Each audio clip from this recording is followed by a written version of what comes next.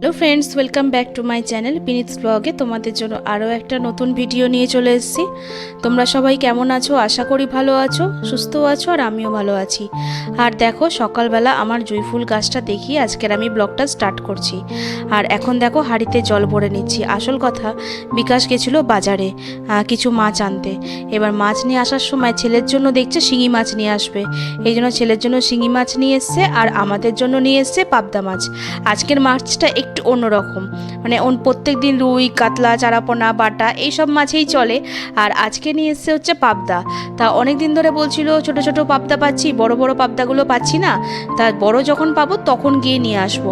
তা আজকে দেখছে বাজারে গিয়ে সেই পাবদাটা পেয়েছে, সেই জন্য আর অপেক্ষা করতে পারিনি, সঙ্গে সঙ্গে যে কটা পাবদা মাছ ছিল আমার জানো তো, বাজারে গেলে এই মাছটা একদমই আনতে ইচ্ছা করে না। তার কারণ হচ্ছে আমার ছেলে সেরকমভাবে পছন্দও করে না, আর আমার মাও পছন্দ করে না, আমিও পছন্দ করি না। আর পছন্দ করার মধ্যে হচ্ছে বিকাশ আর বাবা দুজনে পছন্দ করে। এবার বাকি দুজনের জন্য পাবদা নেব, আর বাকি আমাদের জন্য অন্য মাছ নেব, সেই হিসাবে না আর আনা হয় না। আর আজকে বিকাশ যখন দেখেছে বড় বড় মাছটা পেয়েছে, সেই জন্য অপেক্ষা করেনি। আর মা বলছে, দে মনা চান, আমি তো চান করতে যাব, একবারে চান করতে যাওয়ার আগে মাছটা কেটে নিয়ে চান করে নিই, আর না হলে তোর আবার ঝামেলা ভোগ করতে হবে, এর থেকে একবারে কাজটা এগিয়ে থাকবে। আর আমি এদিকে রান্নাঘরে চলে এসেছি। রান্নাঘরে আমি ভাবলাম ভাতটা বসিয়ে নিই, আর এদিকে আমার এখনও জলখাবার করা হয়নি, বাকি সবার হয়ে গেছে। আর আমার না সব কিছু কাজ সেরে জলখাবার করতে বেশ অনেকটা সময় লাগে, আর তাই ভাবছি ভাতটা বসিয়ে নিয়ে তারপরে নিজের জন্য কিছু খাবার ব্যবস্থা করব।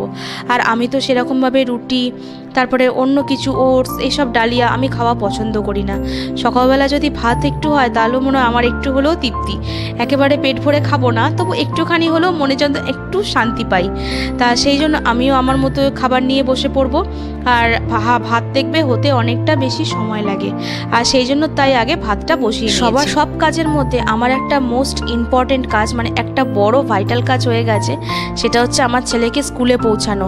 একেবারে ছেলেকে টিউশন থেকে নিয়ে এসে তারপরে একবারে খাইয়ে দাইয়ে একবারে দিয়ে দিয়েছি ওকে স্কুলে।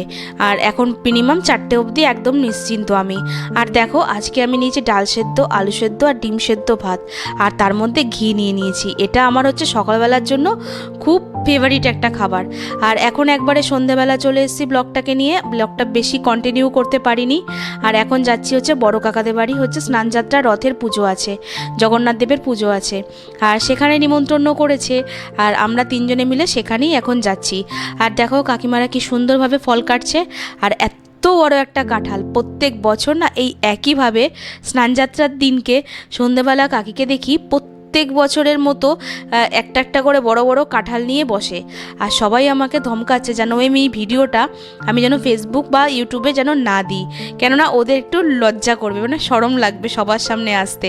কিন্তু আমার তো কোনো শরম লাগে না, আমি তো নির্লজ্জ, এই জন্য আমি সবার কথা উপেক্ষা করে আমি একদম ভিডিওটা পোস্ট করেই দিয়েছি।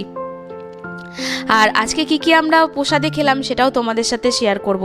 তোমরা কারা কারা স্নানযাত্রার পুজোতে গেছো আমায় কিন্তু কমেন্ট করে অবশ্যই জানাবে। আর আমিও ভাবছি আমি যেখানে যাচ্ছি সেটা তোমাদের সাথে শেয়ার করব না, এটা হতে পারে, সেই জন্য আমি এটা তোমাদের সাথে শেয়ার করলাম। আর দেখো, আজকে পুজোতে ছিল কাঁঠাল, আম, আর যেগুলো না আমার একেবারে অপছন্দের, কিন্তু প্রসাদ খেতে তো হবেই। আর প্রসাদে দেখবে যত অপছন্দের খাবারই হোক, সেটা কিন্তু খেতে একটা আলাদা রকমের তৃপ্তি আসে। যতই হোক সেটার মধ্যে একটা ভগবানের ছোঁয়া থাকে, আশীর্বাদ থাকে, আর সেই জন্যই প্রসাদটা যেন আরও সুন্দর হয়ে ওঠে খাবার সময়।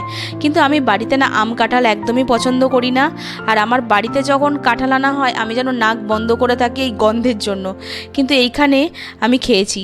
তো আজকের মতো ভিডিওটা আমি এখানেই শেষ করলাম। ভিডিওটা যদি ভালো লেগে থাকে অবশ্যই চ্যানেলটা সাবস্ক্রাইব করে দেবে, আর ভিডিওটা লাইক করতে কিন্তু ভুলবে